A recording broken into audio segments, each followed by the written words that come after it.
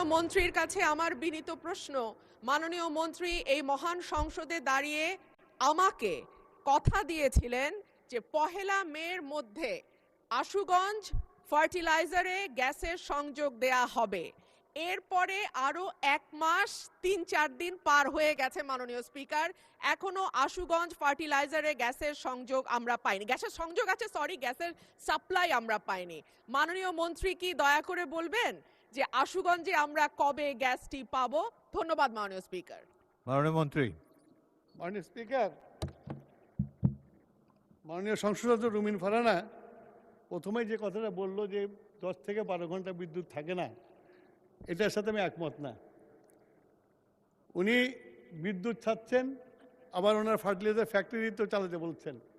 গ্যাসের তো আমার সংকট আছে, সেই জন্য আমাদের বিদ্যুৎ প্ল্যান্টগুলো চালিয়ে রাখতে হচ্ছে এবং সেই জন্য তার ওখানে সংযোগ দিতে পারছি না আমরা।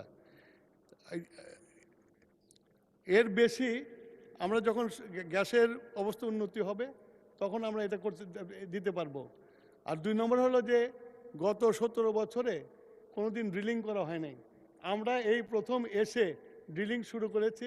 আমরা আশা করি ইনশাল্লাহ আমরা গ্যাস পাবো। গ্যাস পাওয়ার পরে আশুগঞ্জ ফার্টিলাইজার, যত ফার্টিলাইজার ফ্যাক্টরি আছে সব ফার্টিলাইজারে আমরা সংযোগ দিতে পারবো।